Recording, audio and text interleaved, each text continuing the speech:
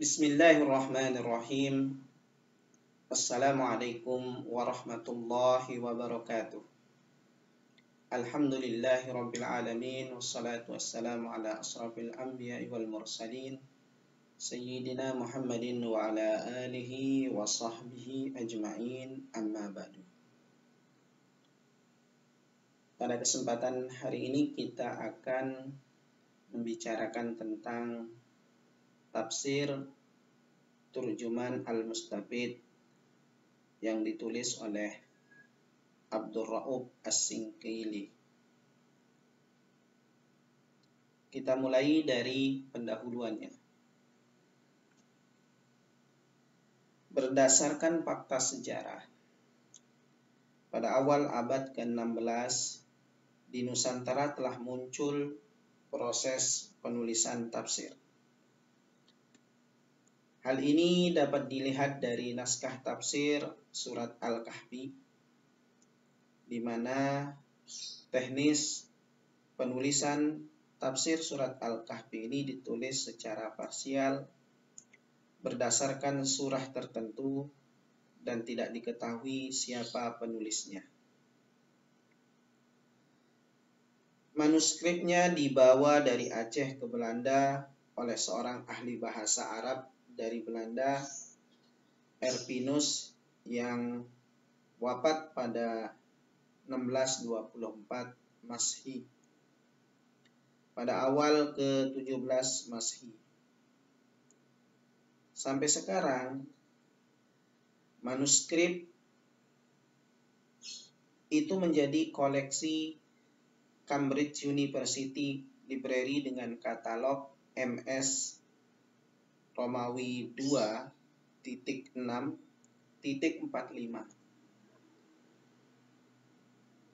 Menurut dugaan, manuskrip tersebut dibuat pada masa awal pemerintahan Sultan Iskandar Muda, yaitu pada tahun 1607 sampai dengan 1636 Masehi,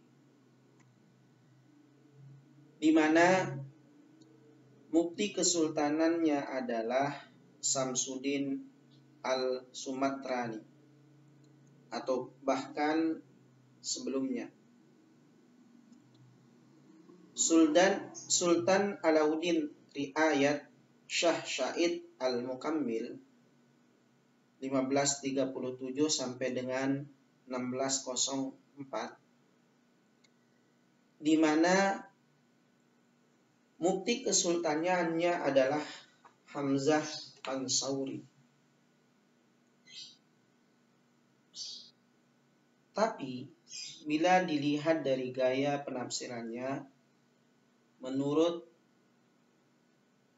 Predisil Riddle, sebagaimana yang dikutip oleh almarhum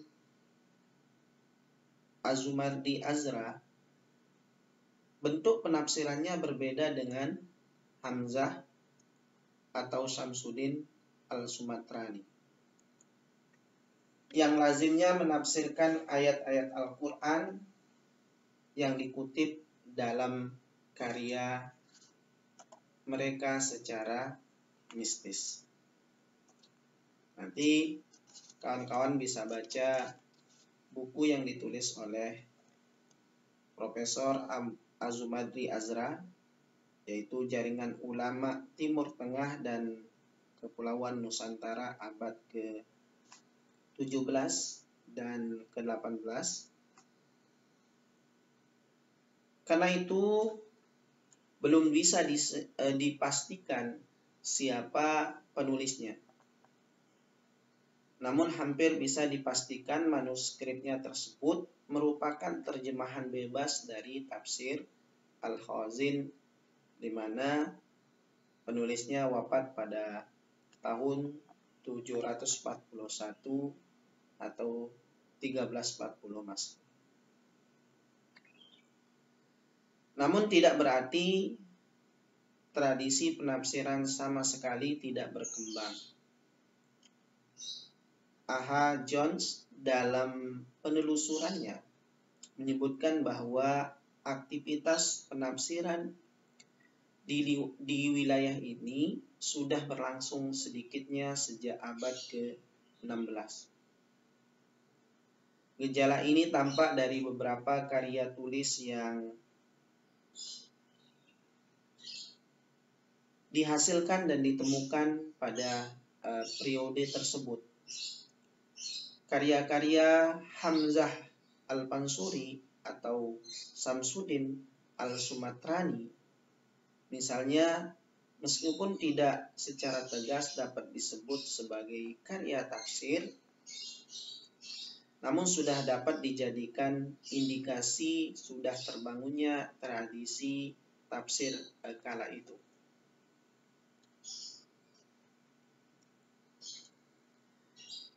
Pada satu abad berikutnya, baru muncul sebuah karya tafsir lengkap, sekalipun belum bisa dipastikan secara pasti tahun penulisannya.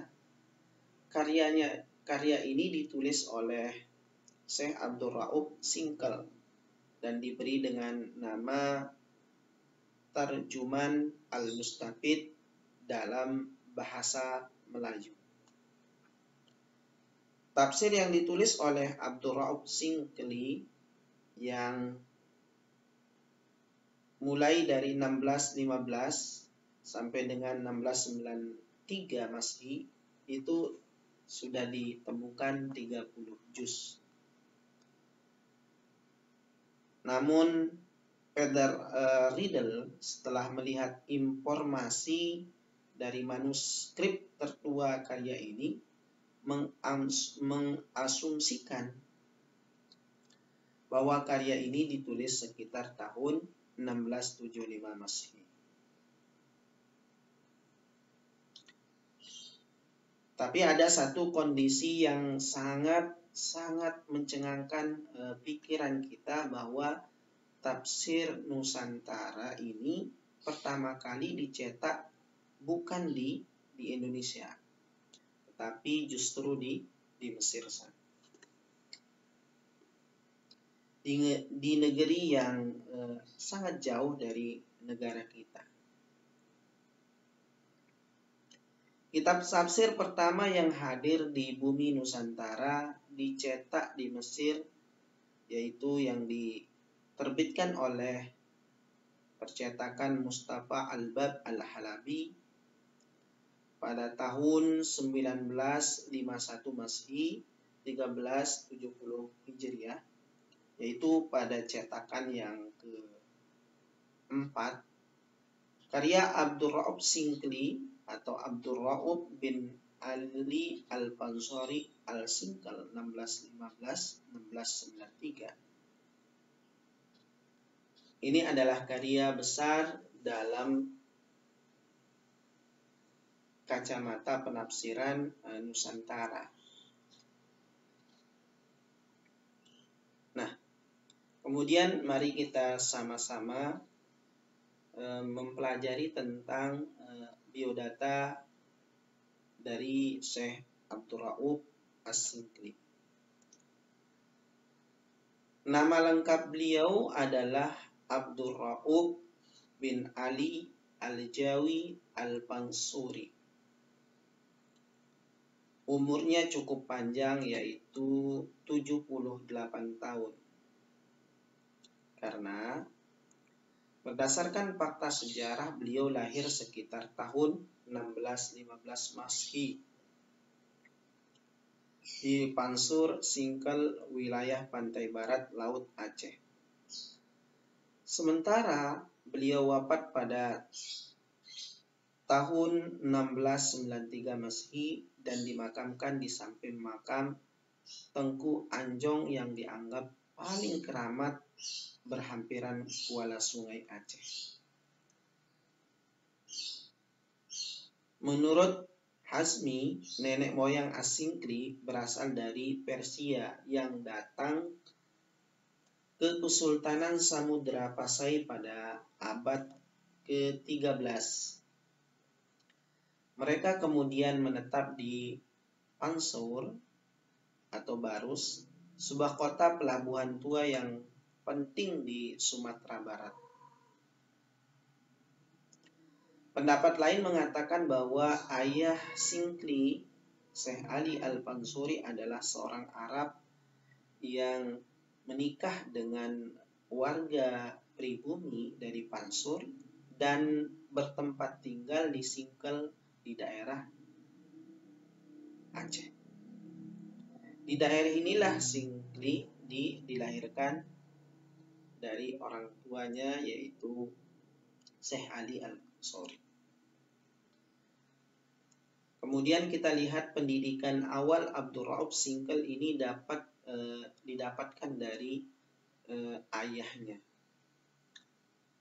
Ayah memang harus menjadi benteng pertama, pendidik pertama yang akan mendidik generasi. Nah, pendidikan yang didapatkan dari ayahnya, menurut Hasmi, ayahnya adalah seorang alim yang juga mendirikan madrasah yang menarik murid-muridnya dari berbagai tempat di Aceh. Kemudian As-Singkli mengadakan perjalanan ke Belanda, perjalanannya ke Banda Aceh untuk belajar kepada Syekh Hamzah Al-Pansuri dan Syekh Samsudin Al-Sumatrani. Namun pendapat ini ditentang oleh Profesor Azumardi Azra karena tidak mungkin As-Singkli bertemu dengan Hamzah Al-Pansuri yang wafat pada tahun 1016 Masehi. Yang mungkin As-Singkli bertemu dengan Samsudin Al-Sumatrani 1040 Masehi 1630 Hijriah dalam tahun-tahun terakhir di usia belasan tahun.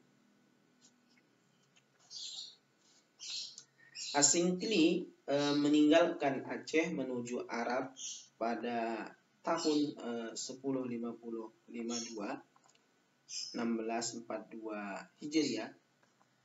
Di Arab berguru kepada 19 orang guru untuk belajar berbagai disiplin ilmu. Dan dengan 27 ulama lainnya menjalani kontak. Rute perjalanan ilmiah dimulai di Doha, Yaman, Jeddah, dan akhirnya sampai ke Mekah dan Madinah. Di tempat-tempat tersebut As-Singkli melewatkan hari-harinya dengan belajar sekitar 19 tahun. Nah, perjalanan As-Singkli belajar di sejumlah tempat yang tersebar di rute haji. Dari Doha, Persia, belajar kepada Abdul Qadir Al-Marwir, kemudian melanjutkan perjalanannya ke Yaman, terutama di Bait Al-Faqih dan Zabid. Di tempat ini As-Singkli berguru pada keluarga Jam'an, terutama Ibrahim Abdullah bin Ja'man yang wafat 1083 Masehi 1672 Hijriah. Syekh Ibrahim bin Abdullah bin Ja'man ini menurut sejarahnya adalah ahli hadis, muhadis dan pakar fikih. Kepada ulama inilah As-Singkli belajar fikih, hadis dan ilmu-ilmu keislaman lainnya. Sedangkan dalam bidang qiraat beliau belajar kepada Syekh Abdullah bin Muhammad Al-A'dani, seorang qari Al-Quran terbaik di wilayah itu. Kemudian As-Singkli melanjutkan studinya ke Jeddah belajar kepada Abdul Qadir Al-Barhali. Lalu menuju Mekah dan belajar ke sejumlah ulama, terutama Ali bin Abdul Qadir At-Tabari. yang kita kenal dengan tafsirnya yang sangat luar biasa, Syekh Ali bin Abdullah Al-Qadir At-Tabari, seorang ahli di bidang fikih terkemuka di Mekah. Kemudian tokoh ini melanjutkan perjalanan studinya di Madinah dan berguru kepada beberapa ulama. Di antara sekian banyak guru, tercatat ada 2 guru yang banyak memberikan pengaruh bagi As-Singli. Satu, Syekh Ahmad Al-Qusashi yang wafat 1071 Hijriah 1660 Masehi. Gurunya dalam bidang tasawuf hingga beliau ditunjuk sebagai khalifah tarekat Satiriyah dan Qadariyah.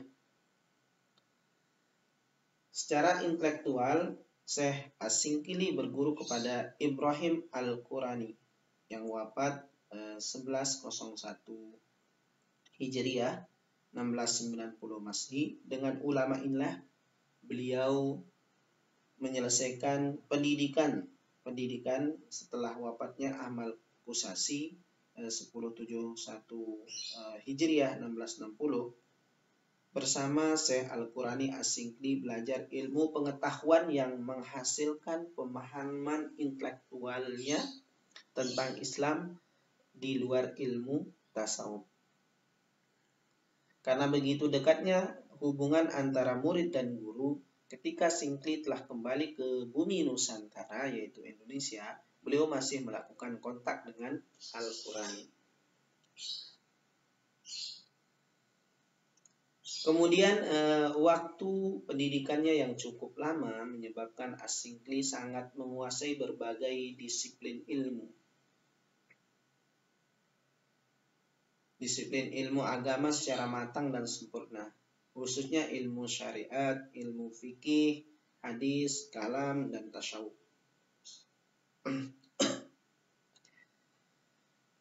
Karir dan karya-karyanya merupakan sejarah dari usaha secara sadar untuk menanamkan secara maksimal keselarasan antara syariat dan hakikat.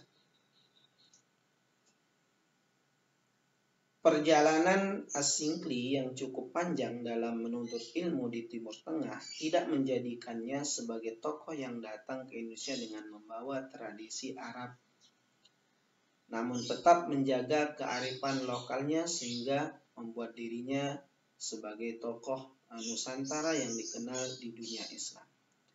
Berbeda dengan hari ini, baru pergi beberapa hari atau beberapa bulan ke Mekah langsung membawa tradisi yang ada di sana. Tentu akan berbenturan. Walaupun itu tidak masalah, tetapi dalam hal kebangsaan itu akan sangat mengganggu. Karena orang yang membawa ini kadang-kadang berlebihan di dalam menanggapi budaya-budaya Arab. Nah, setelah lama di perantauan, akhirnya pada tahun 1662 beliau pulang kembali ke Aceh dan mengajar di madrasahnya yang terletak di Kuala Sungai Aceh. Jasa yang diberikan kepada umat Islam telah melahirkan banyak tokoh-tokoh yang sangat terkenal seperti Syekh Burhanuddin Wafan, yaitu berasal dari Minangkabau, kemudian Abdul Muhyi berasal dari Jawa Barat, Syekh Daud Al-Jawi Al-Mansuri, dan masih banyak lagi ulama-ulama yang dicetak secara intelektual oleh As-Singli. Sepanjang hidupnya di Aceh, beliau telah banyak berjasa, baik dari segi keilmuan dan politik. Dan yang paling menarik dari beliau adalah pernah ditunjuk menjadi mufti pada masa 3 orang Ratu Aceh pada waktu itu, yaitu Sultanah Sri Ratu Nurul Alam, Nakiatuddin, Sultanah Zakiyatuddin, dan Sri Ratu Kamaluddin Shah. Keadaan Aceh pada awal kepulangannya adalah sangat tegang disebabkan pertempuran terjadi antara Ar-Rainiri dan Syaib Ar-Rijal yang berpegang pada Wahdah Al-Wujud.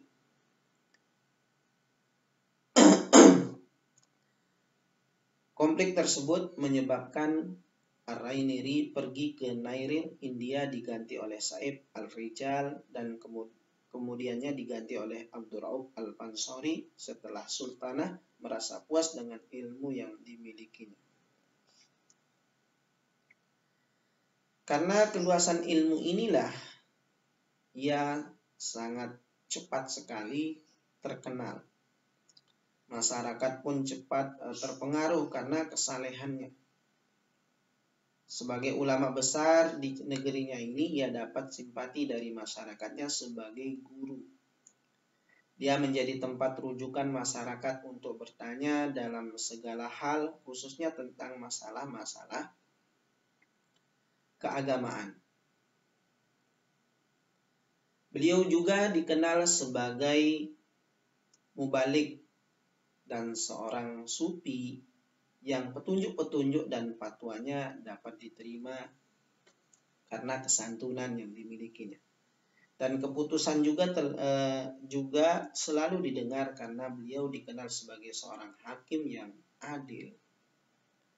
Dan di tengah-tengah masyarakatnya menjadi pembimbing keilmuan dan keyakinan rakyat kepada jalan yang benar menurut sunnah.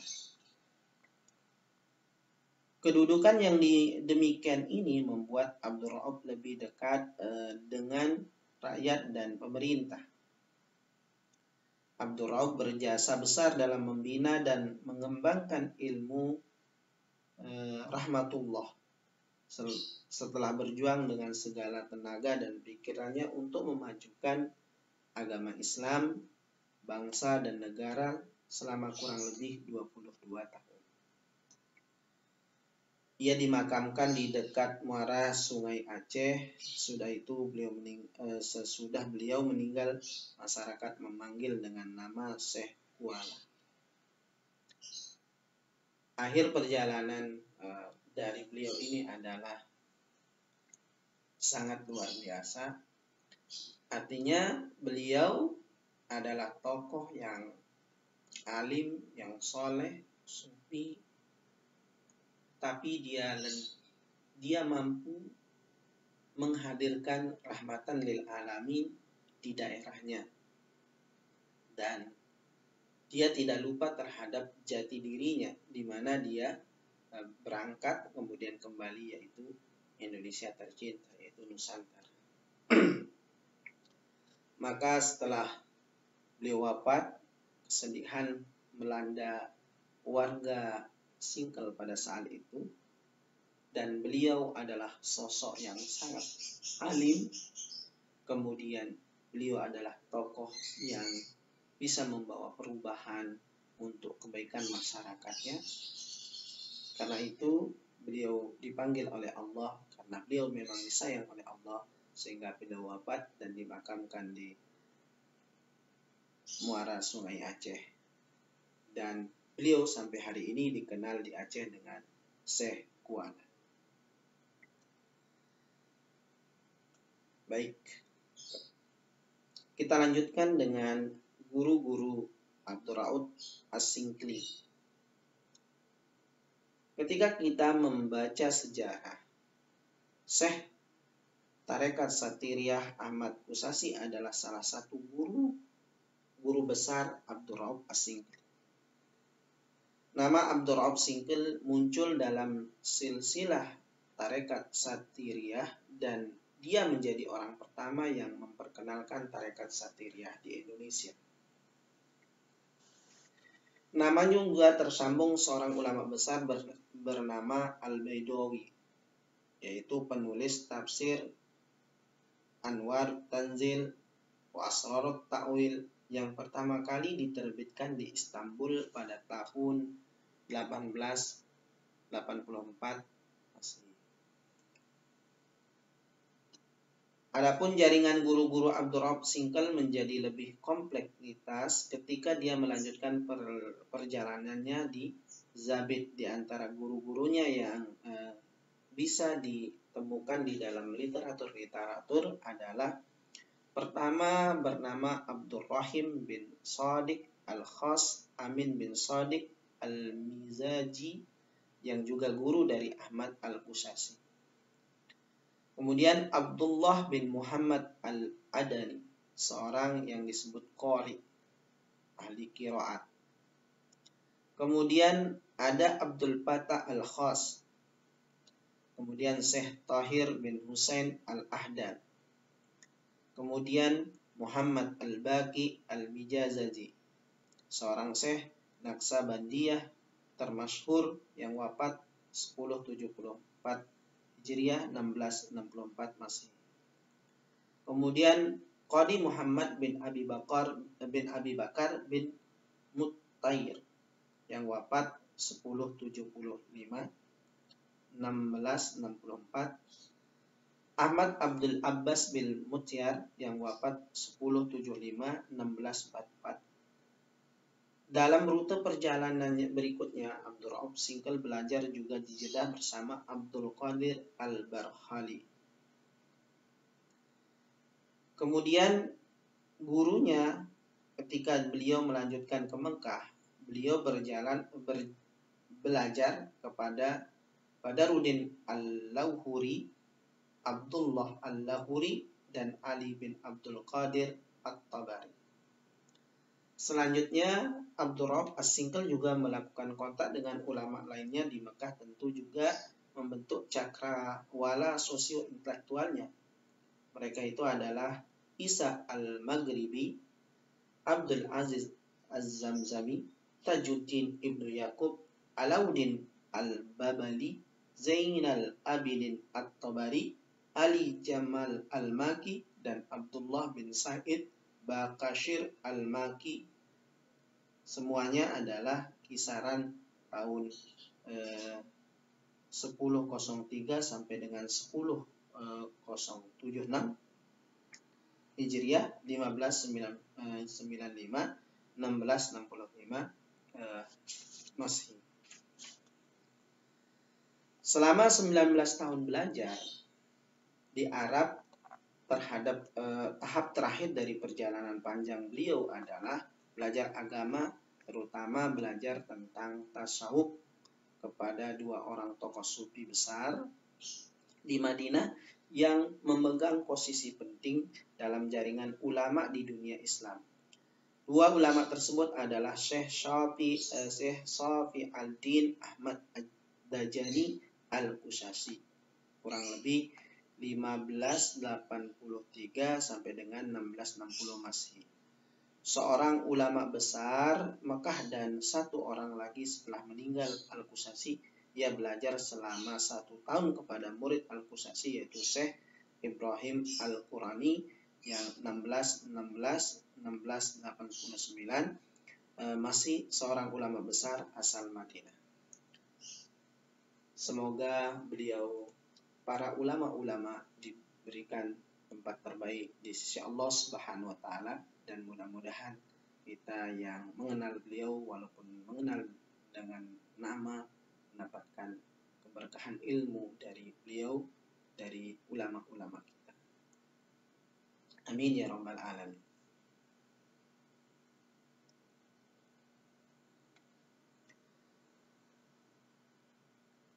Menurut Hawas Abdullah, dari guru-guru ini beliau menerima ijazah terkait dengan perjalanan sufistiknya dan telah diizinkan memakai irokah sebagai tanda dia telah dilantik menjadi mursyid dalam tarekat Satiriyah. Ini berarti bahwa beliau sudah diizinkan membaiat orang dan telah memiliki silsilah yang bersambung sampai kepada gurunya, sampai kepada Nabi Muhammad SAW, karena ada istilah tarekat di dalam ilmu tarekat itu ada ilmu yaitu ilmu yang selalu harus bersambung kepada Rasul Shallallahu Alaihi Wasallam. Selain dari tarekat Satiriyah, Abdur Rauf Singkli juga belajar tarekat Qadariyah dari Al-Qusasi. Dan juga menurut Abdur Rauf As-Singkli juga berafiliasi dengan tarekat Kubrawiyah atau Surawirdiyah dan Naksabandiyah. Karena menurut para peneliti, karena Abdur Rauf Singkli telah belajar dari banyak ulama dengan berbagai disiplin ilmu, baik itu ilmu fikih, ilmu tafsir, ilmu hadis, ilmu-ilmu agama lainnya.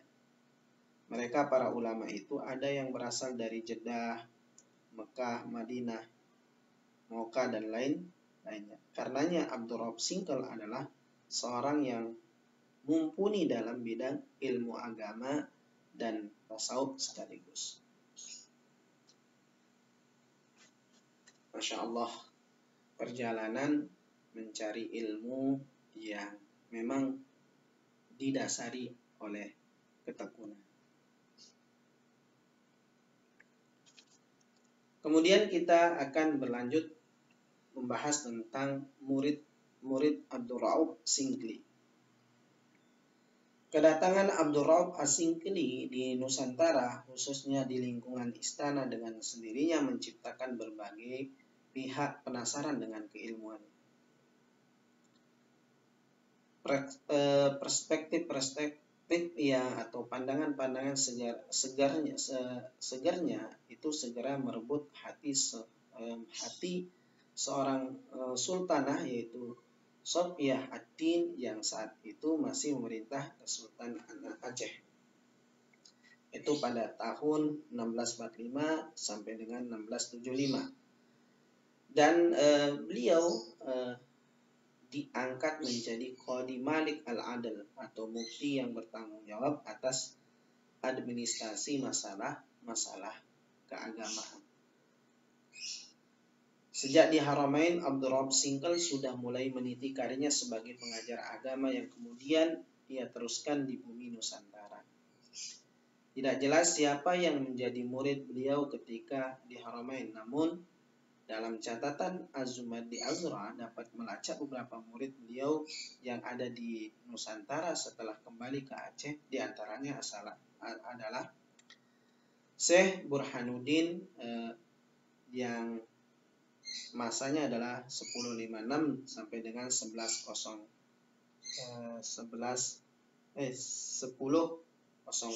Hijriah, 1646 1692 Masehi, yang lebih dikenal dengan Tuanku Ulakan.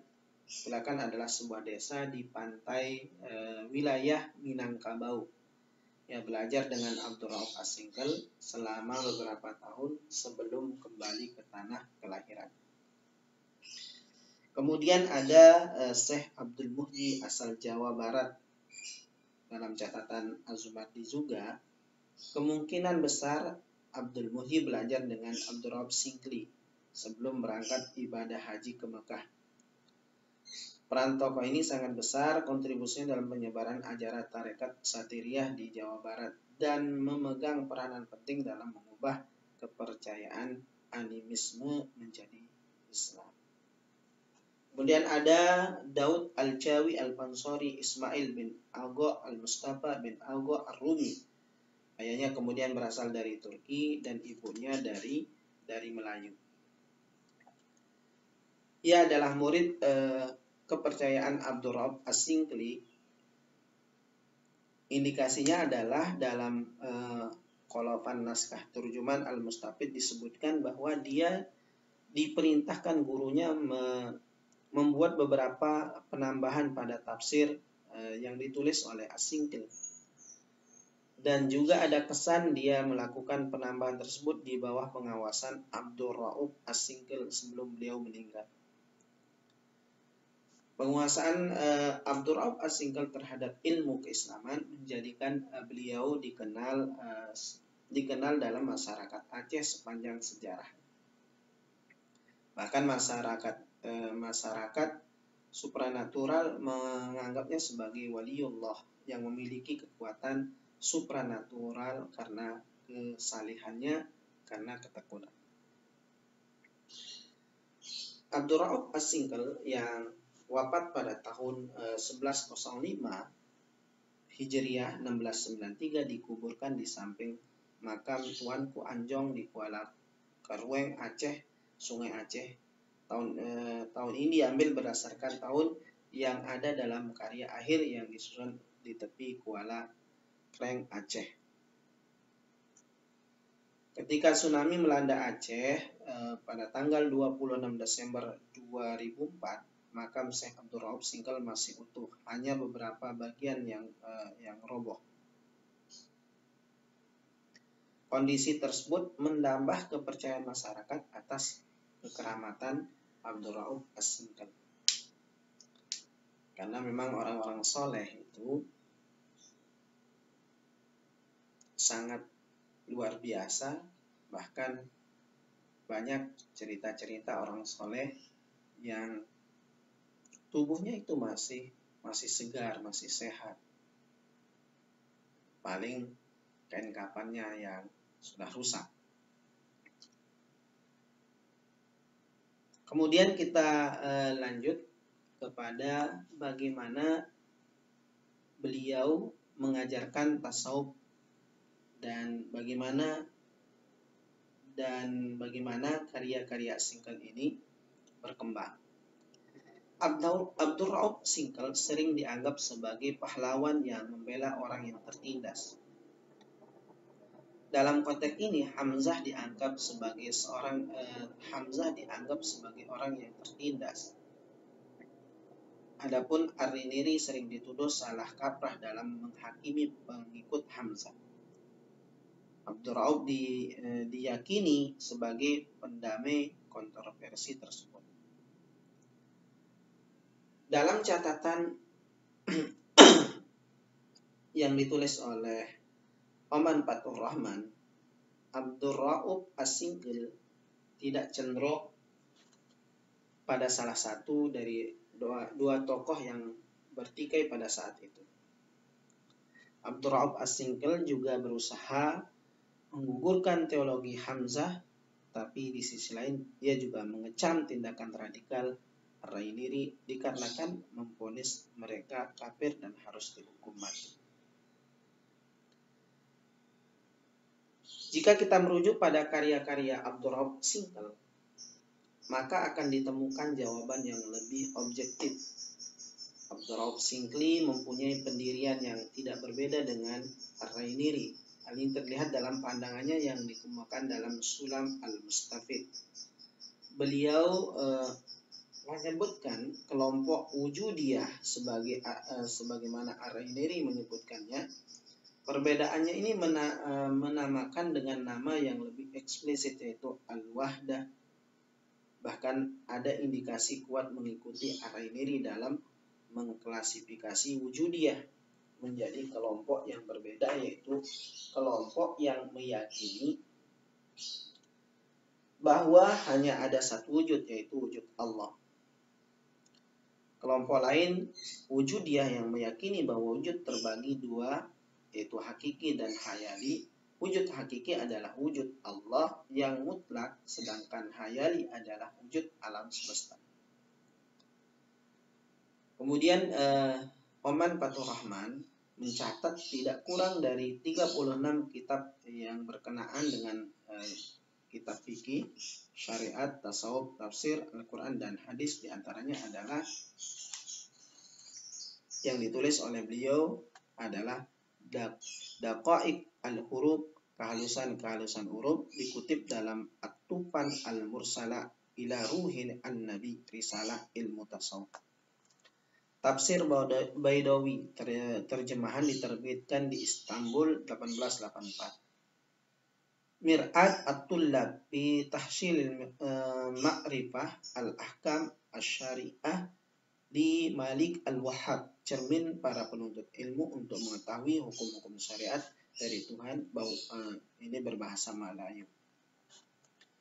Kemudian kitab Umdah Al-Muhtajin ila Sulukil Mas'alikil Al-Mufradin. Ini artinya pijakan bagi orang-orang yang menempuh jalan tasawuf. Kemudian kitab Tanbih Al-Masyi Al-Mansubi ila Tariq Al-Qusasi. Pedoman bagi penempuh tarekat Al-Qusasi berbahasa Arab. Kemudian Bayan Al-Arkan, penjelasan tentang rukun-rukun Islam bahasa Melayu. Al-Bidayah Al-Balighah, permulaan yang sempurna bahasa Melayu. Sulam Al-Mustafid, Mustafiddin, tangga setiap orang yang mencari faedah bahasa Melayu. Piagam tentang zikir bahasa Melayu. Turjuman Al-Mustafid Al-Jawi. Nah, ini adalah kitab tafsir yang ditulis oleh beliau. Kemudian Sarah Latif ala Arba'in Hadis Al-Imam An-Nawawi, penjelasan terperinci atas kitab 40 hadis karangan Imam Nawawi. Ini berbahasa Melayu. Kemudian Al-Mawaiz Al-Badi'ah, petuah-petuah berharga dari hadis qudsi bahasa Melayu. Kifayat Al-Muhtajin, ilmu tasawuf. Bayan Tajali, penjelasan tentang konsep manifestasi Tuhan. Sair Ma'rifat. Kitab At-Tariqat Asy-Syatariyah, untuk memahami jalan tarekat Syatariyah. Kemudian kitab Majmu' Al-Masail, himpunan pertanyaan. Kemudian ada kitab Sam Al-Ma'rifat, matahari pencipta. Kemudian yang terakhir adalah Risalah Adab Murid akan Syekh Risalah Mutasharah fi Bayanis Suru' Al-Sak wal Murid, dan karya-karya lain dari As-Singkal ini. Dari karya-karya tersebut menunjukkan bahwa tokoh ini telah membuktikan bahwa syariat dan tasawuf berjalan seiringan. Dan tokoh-tokoh ini telah menyebarkan kecenderungan intelektual untuk memperkuat tradisi Islam di Kepulauan Nusantara. Baik, kita lanjut dengan penjelasan tentang latar belakang penulisan Tarjuman Al-Mustafid. Tidak ada data tertulis yang menunjukkan sebab ditulisnya Tarjuman Al-Mustafid ini. Namun apabila kita telusuri kondisi masyarakat Aceh ketika itu, mereka memang sangat membutuhkan bahan rujukan agama yang berbahasa Melayu. Ada pendapat dari sebagian orang bahwa kekeliruan masyarakat disebabkan adanya penafsiran secara batin oleh kalangan Wahdatul Wujud. Mereka menafsirkan Al-Quran menurut selera mereka. Nah, inilah yang ingin dikantar oleh Syekh ingin dikantar oleh Syekh Abdul Rabb As-Singkal. Pemahaman-pemahaman di mana pemahamannya keliruan masyarakat sebagai penafsiran yang secara batin oleh golongan Wahdatul Wujud. Demikian juga sikap agresif Syekh Nuruddin Ar-Raineri yang membawa kepada pertumpahan darah khususnya di kalangan orang-orang awam. Lantaran itu Syekh Abdul Rabb As-Singkli berusaha menyusun sebuah kitab tafsir berbahasa Melayu untuk membantu masyarakat lebih memahami ajaran Islam. Selama ini jika seorang ingin memahami Al-Quran, dia mesti mempelajari bahasa Arab terlebih dulu, harus belajar nahwu sorof dulu, harus belajar ilmu-ilmu yang bisa mengantarkan kepada bagaimana menafsirkan Al-Quran, atau merujuk kepada ulama untuk memahami isi kandungannya. Namun dengan hadirnya tafsir yang ditulis oleh Syekh Abdul Rabb As-Singkli ini, yaitu Tarjuman Al-Mustafid, ini dapat memberikan pemahaman yang otentik dari pemahaman yang sudah diolah oleh Syekh Abdul Rauf As-Singkili. Sehingga pemahaman tentang Al-Quran itu bisa dipahami oleh orang Melayu, yaitu orang Nusantara pada saat itu. Abdul Rauf Singkil tidak memberikan tahun penulisan tafsir Turjuman Al-Mustafid, tapi dapat dipastikan tafsir tersebut ditulis semasa karir beliau yang panjang sebagai mufti Kesultanan Aceh. Secara tentatif bisa diperkirakan pada tahun 1675 di Aceh. Dan kalau kita melihat dari apa yang disampaikan oleh Hasmi, menyatakan karya ini ditulis di India ketika mengadakan perjalanan ke sana. Akan tetapi apa yang disampaikan oleh Hasmi ini ditolak karena tidak ada indikasi As-Singkili melakukan perjalanan ke India. Baik, kita lanjut untuk membahas tentang corak penafsiran. Tentu corak ini berbeda-beda pandangan sesuai dengan perspektif penelitian, tapi setidaknya di sini dalam corak penafsirannya bahwa sebagai tafsir paling awal di Melayu atau Nusantara, tidak mengherankan kalau karya As-Singkili ini bukan saja beredar luas di negeri sendiri, tetapi juga sampai di kalangan komunitas Melayu di Afrika Selatan. Mereka kemungkinan besar adalah pengikut Syekh Yusuf Al-Makassari. Berdasarkan kondisi tersebut, Az-Zumardi juga memberikan kesimpulan bahwa tafsir Turjuman Al-Mustafid ini mencerminkan ketinggian nilai dan intelektual As-Singkili. Pasalnya, edisi cetaknya terbit di berbagai belahan dunia Islam, seperti Singapura, Penang, itu Malaysia, Jakarta, Bombay, Istanbul, Kairo, dan Makkatul Mukarramah dalam kurun waktu panjang dari akhir abad ke-17 sampai kepada akhir abad ke-20. Gaya penulisan tafsir Turjuman Al-Mustafid ini mengikuti alur tafsir Jalalain, karya monumental dari Syekh Jalaluddin Al-Mahalli dan Syekh Jalaluddin Asyuyuti. Sekalipun di bagian-bagian tertentu, As-Singkil memanfaatkan tafsir Al-Baidawi dan tafsir Al-Khazin. Corak demikian menurut As-Singkili agar mudah dipahami maknanya oleh orang-orang yang baru mempelajari tafsir Quran Al-Karim di kalangan Muslim Melayu Nusantara dan sekaligus juga mempraktikkan isinya dalam kehidupan sehari-hari. Untuk keperluan karyanya, beliau menerjemahkan tafsir Jalalain ke dalam bahasa Melayu secara sederhana agar mudah dipahami orang Melayu pada umumnya. Beliau menerjemahkan tafsir Jalalain kata per kata dengan tidak memberikan tambahan dalam bentuk penjelasan atau komentar apapun dari dirinya sendiri. Lebih jauh lagi, dia menghapus penjelasan-penjelasan tentang bahasa Arab dan penafsiran-penafsiran bertele-tele yang menurut beliau adalah menyulitkan para pembaca.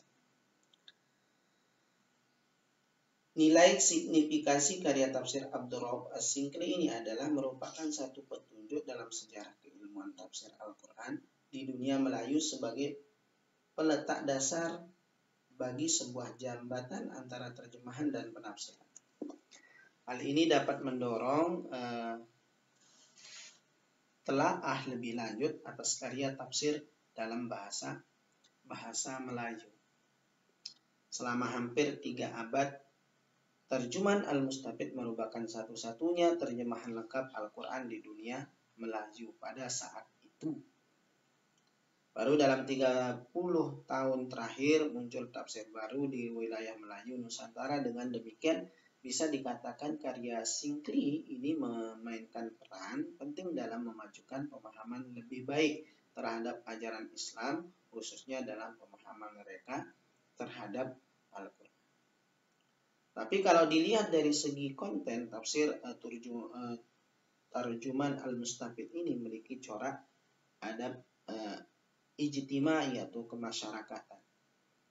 Di antara contoh yang dapat dikemukakan mengenai pengharaman memakan bangkai, darah, daging babi, dan hewan sembelihan tanpa menyebut nama Allah. Samping itu, ia menyatakan bahwa orang yang memakan barang tersebut dalam keadaan darurat, maka itu masih diperbolehkan.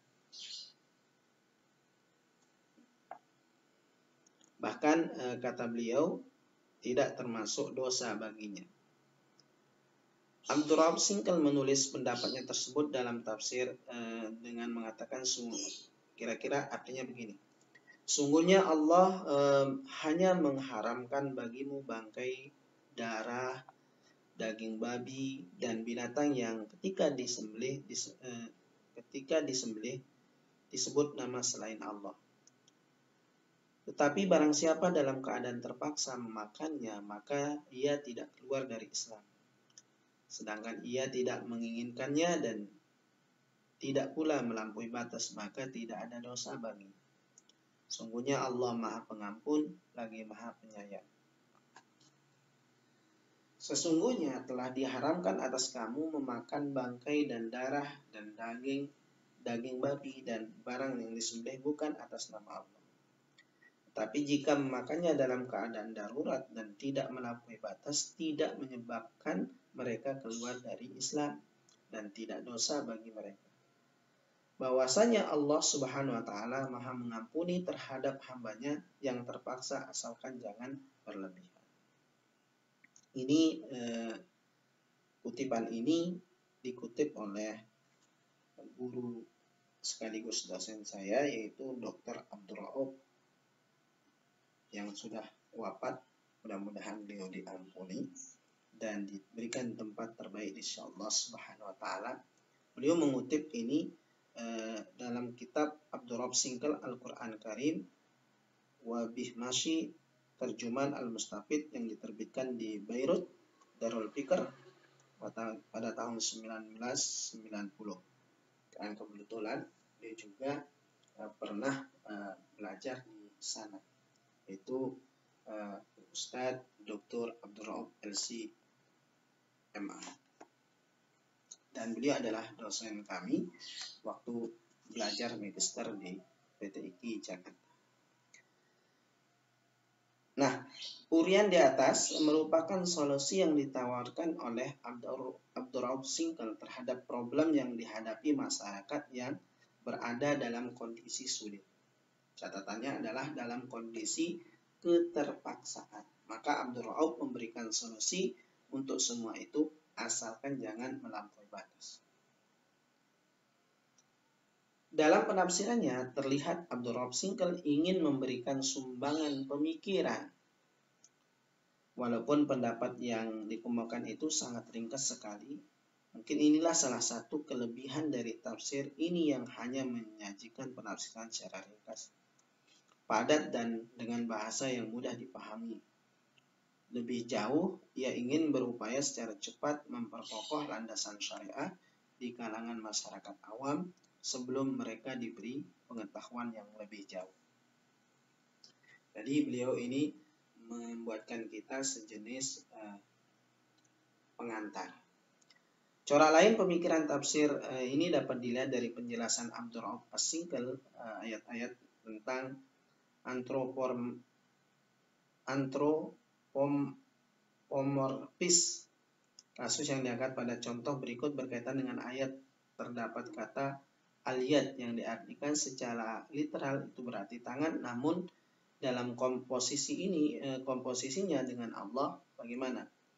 Maka pada kasus ini Abdul Rahab Singkal memaknai makna asli tasbih pada misalnya, maka Maha Suci Tuhan yang pada tangan kodratnya jua memilikan tiap-tiap suatu dan padanya jua ditolakkan sekalian itu.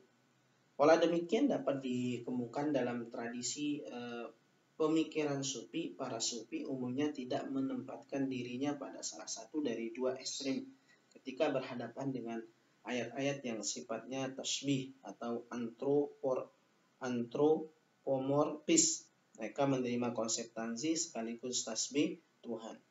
Dengan demikian dapat dikatakan bahwa kecenderungan tafsir ini terletak pada titik ambang antara teologi tradisionalis dan liberal yang direpresentasikan oleh pemikiran sufi.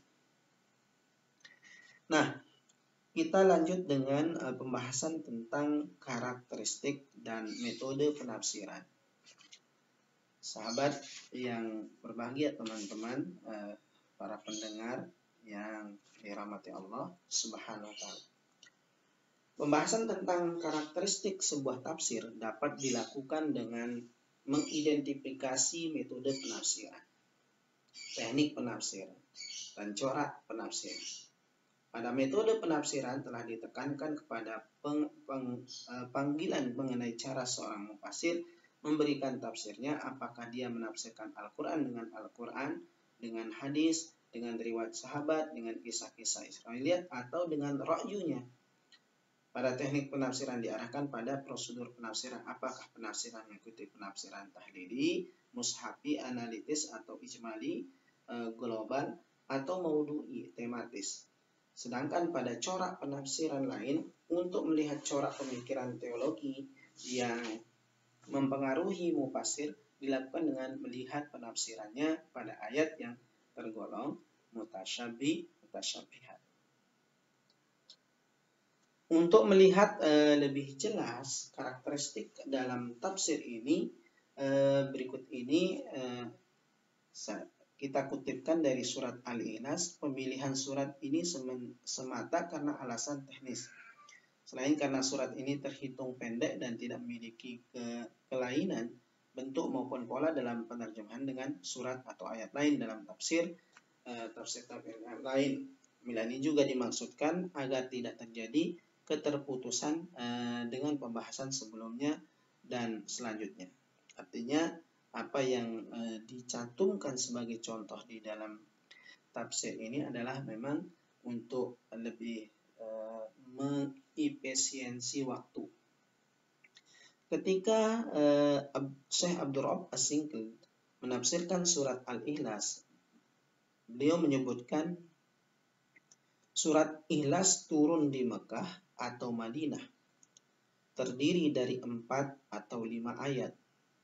Maka tersebut dalam Al-Baidawi hadis bahwasanya ia mendengar seorang laki-laki mengaji. Maka sabdanya wajabat, maka dekat berkata orang, apa arti wajabat? Ya Rasulullah, baginya surga. Ya wajabat ya Rasulullah. Maka sabda wajabat lahu al-jannah, artinya wajiblah baginya surga. Kata olehmu yang Muhammad, pekerjaan itu jua Tuhan yang Maha Esa. Allah Ta'ala jua yang dimaksud daripada segala hajat. Tiada ia beranak dan tiada diperanakan. Dan tiada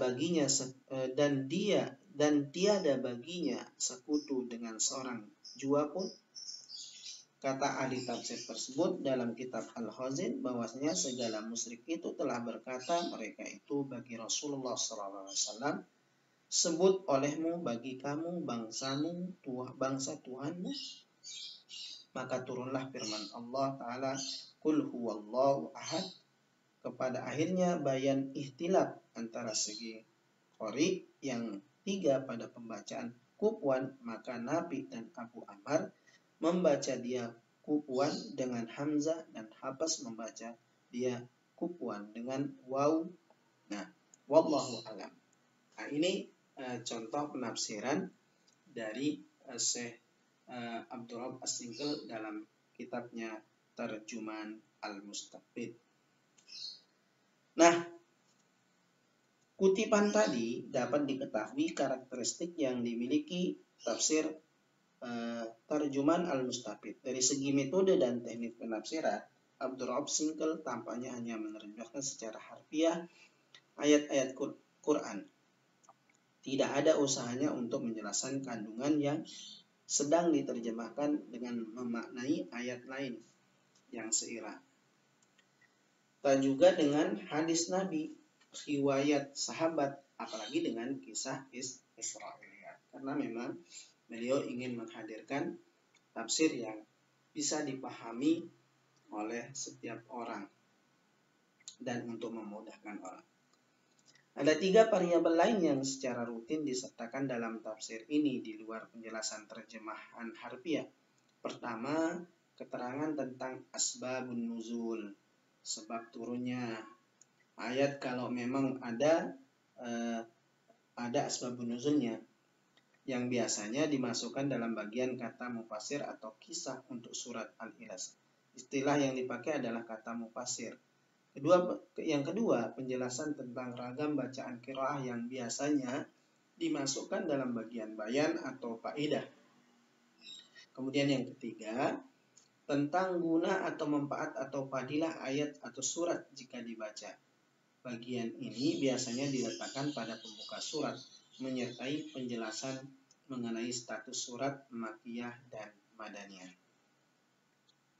Nah, kemudian kita lanjut kepada naskah terjemahan Al-Mustafid secara filologis. Hazanah tafsir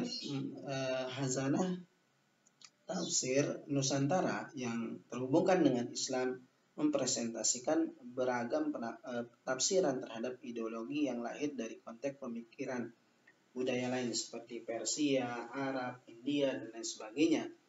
Dan beberapa manuskrip yang menggambarkan sebuah proses peribumisasi Islam pada masa lalu, menunjukkan proses adaptasi teks-teks Arab atau Persia menjadi teks-teks lokal.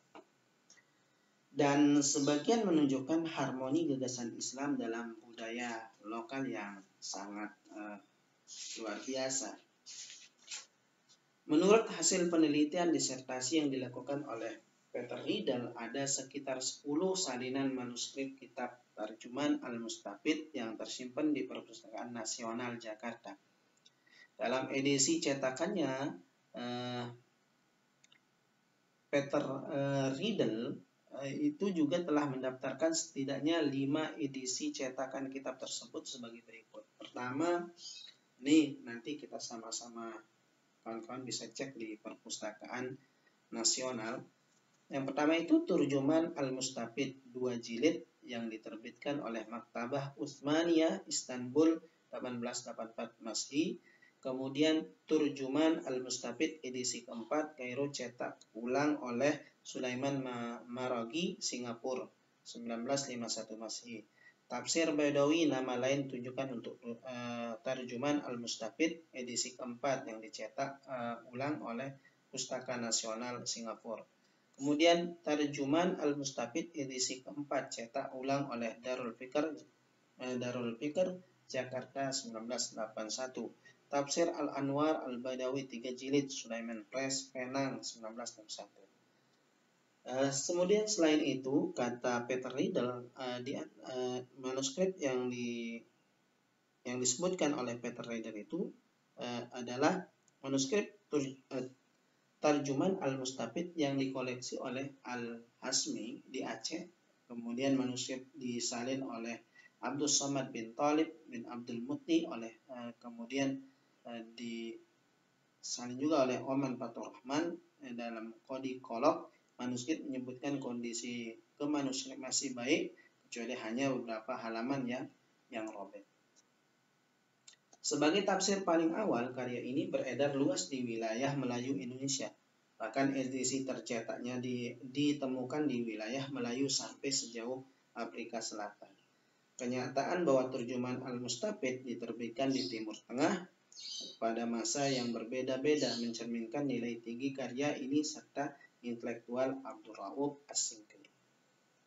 Kemudian edisi terakhirnya dicetak di Jakarta pada tahun 81. Ini menunjukkan karya ini masih digunakan di kalangan Muslim Melayu Indonesia. Kitab Terjuman Al-Mustafid juga dicetak oleh Darul Fikr tahun 1990, tersimpan di Perpustakaan Fakultas Usuluddin Jakarta yang sekarang UIN Jakarta, UIN Syahida. Baik, kita lanjut dengan pembahasan kandungan Terjuman Al-Mustafid. Kandungan Terjuman Al-Mustafid meliputi fadilah surah, asbabun nuzul, qiraat, terdapat kisah-kisah Israiliyat, nasih mansukh, dan sedikit tentang bahasan fikih. Rujukan yang paling banyak dalam kitab ini adalah tafsir Al-Khazin sebagai rujukan riwayat Israiliyat, bahkan juga asbabun nuzul. Selanjutnya ada fadilah surah. Abdul Raub Singkel menyertakan fadilah surah di awal setiap surah. Ketika membicarakan tentang fadilah surah, Syekh Abdul Raub selalu mengutipnya dari dua kitab tafsir Al-Baidawi dan Manafil Quran. Ada tiga bentuk cara pengambilan fadilah surat, yaitu Abdul Raub Singkel itu mengutip fadilah surah dari tafsir Al-Baidawi dan Manafil Quran pada surah Al-Fatihah hingga An-Nur. Kemudian Abdul Raub Singkel merujuk fadilah surah dari tafsir Al-Baidawi saja pada surah Al-Furqan hingga surah An-Nas. Surah Ar-Rad juga menyebutnya hanya menyebut Al-Baidawi saja. Abdul Raub Singkel mengambil referensi fadilah surah dari tafsir Baidawi dan Khazin hanya pada surat Yasin. Kemudian Asbabun Nuzul. Asbabun Nuzul merupakan satu bagian yang banyak mendominasi kandungan Terjuman Al-Mustafid. Dalam Terjuman Al-Mustafid diperbincangkan asbabun nuzul dimulai dengan kata kisah, kemudian akhirnya disebut maka turunlah firman Allah. Namun terdapat juga asbabun nuzul yang tidak dimulai dengan kata kisah tersebut. Ketika membicarakan tentang asbabun nuzul, beliau banyak merujuk riwayat kepada tafsir Al-Khazin. Bahkan bisa dikatakan bahwa tafsir Al-Khazin adalah rujukan utama dalam asbabun nuzul. Namun terdapat juga sebagian kecil asbabun nuzul yang merujuk kepada tafsir Al-Baidawi dan tafsir Al-Baidawi dan tafsir Al-Khazin. Terdapat juga persoalan sejarah dan sirah dalam tafsir ini. Biasanya ia dikaitkan dengan asbabun nuzul, namun terdapat juga sirah yang disebutkan setelah terjemah ayat untuk melengkapi uraian maksud dari ayat yang ditafsirkan. Kemudian dari segi Israiliyat, kisah Israiliyat ini agak banyak dikemukakan dalam tafsir Terjuman Al-Mustafid. Biasanya kisah ini mulai oleh Singri dengan kalimah kisah. Hanya terdapat beberapa kisah Israel saja yang disebut dengan agak panjang, lebih seperti kisah Nabi Ayub, Nabi Yusuf, dan Nabi Sulaiman. Ketika mengumpulkan kisah Israiliyat ini, biasanya beliau memulai dengan perkataan kisah, kemudian tersebut dalam Al-Khazin. Tetapi terdapat juga kisah yang tidak dinyatakan bahwa dia diambil dari tafsir Al-Khazin, seperti cerita Nabi Musa memegang janggut Nabi Harun pada halaman 319, beliau hanya berkata kisah pada suatu riwayat. Terlihat jelas ketika mengemukakan riwayat Israiliyat ini, beliau tidak menyatakan status riwayat tersebut, apakah ditolak, apakah diterima. Namun sebagian riwayat yang disandarkan kepada tafsir Al-Khazin seolah-olah memberi isyarat bahwa riwayat tersebut masih bisa diperdebatkan dari segi kualitas kesahihannya.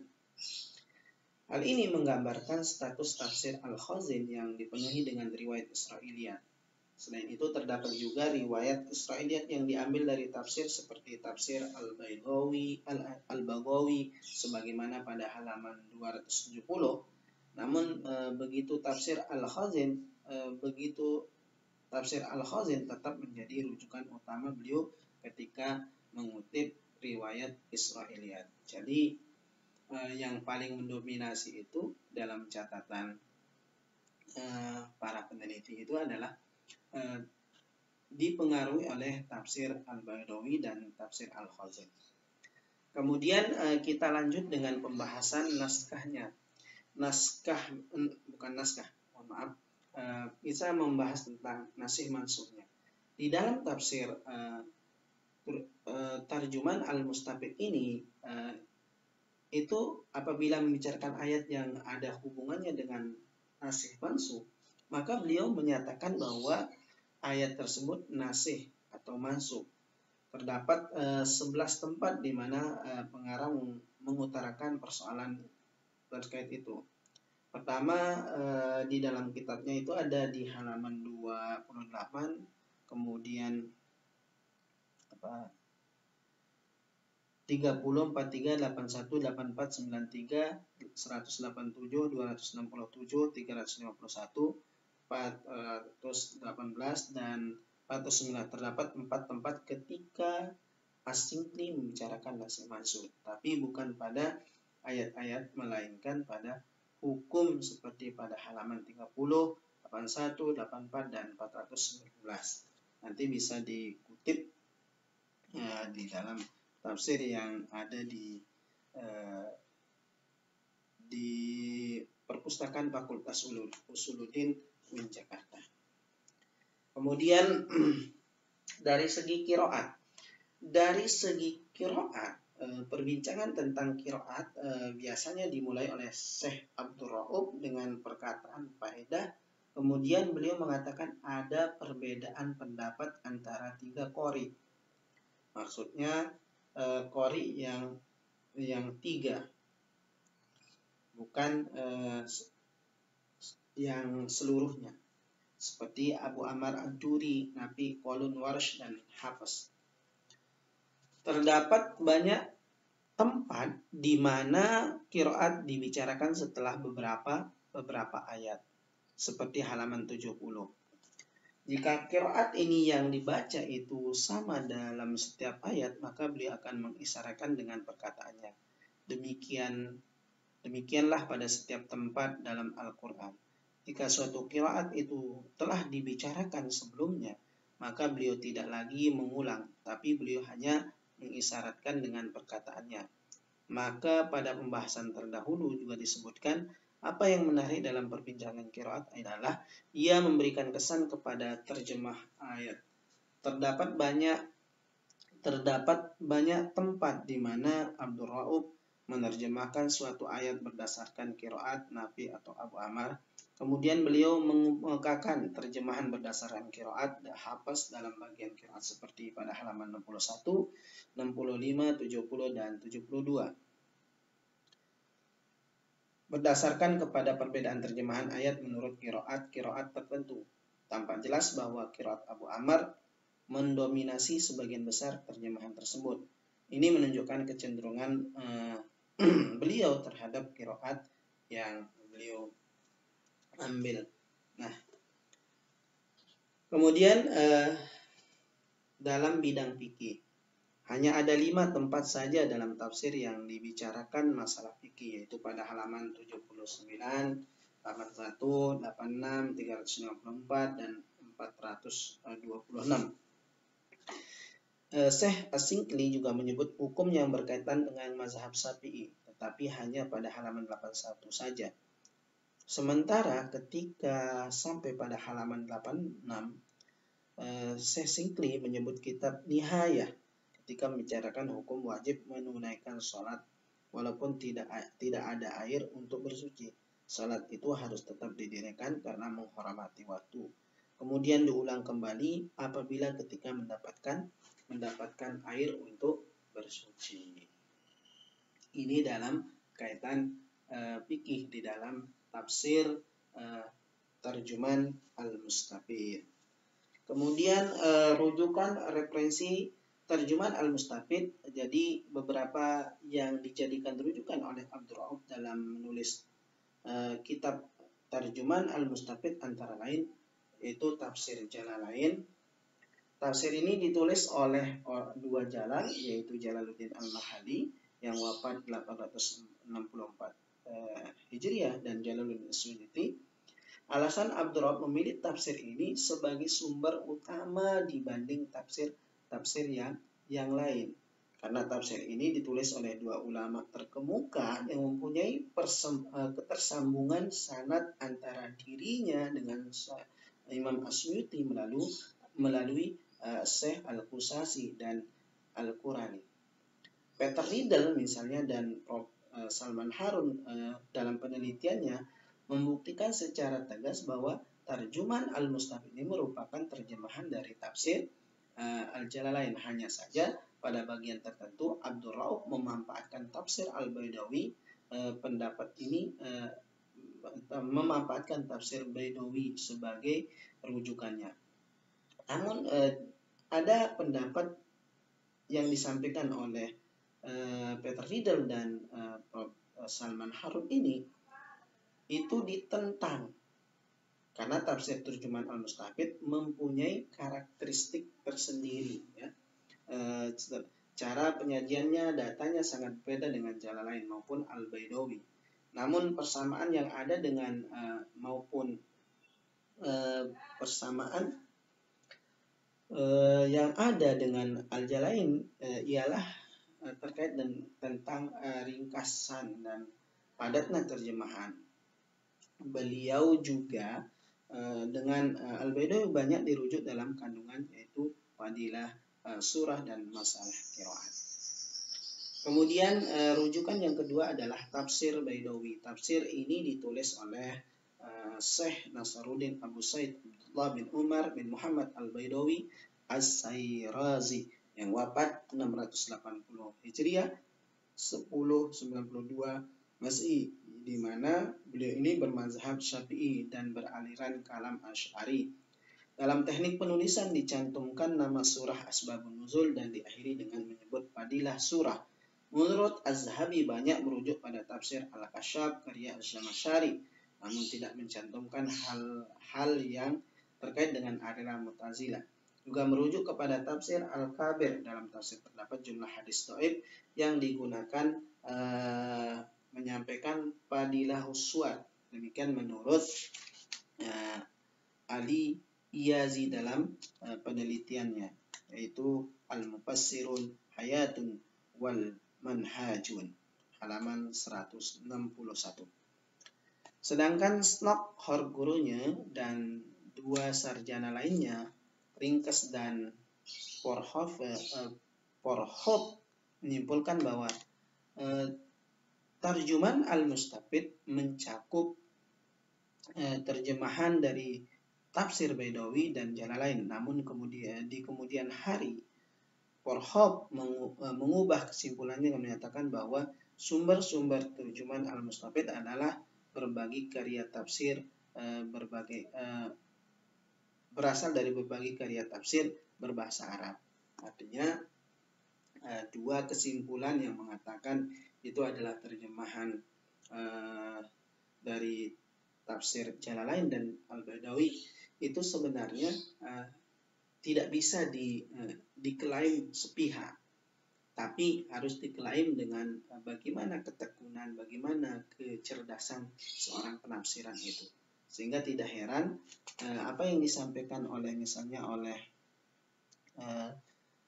Peter Riedel dan Prof. Salman Harun itu, kemudian juga Ringkes dan Porhoff, itu harus menjadi catatan untuk kita peneliti selanjutnya untuk mencari mengungkap apakah benar itu adalah bagian dari terjemahan dari Jalalain Al-Baidawi. Tentu ini adalah pertanyaan untuk rekomendasi pembahasan selanjutnya.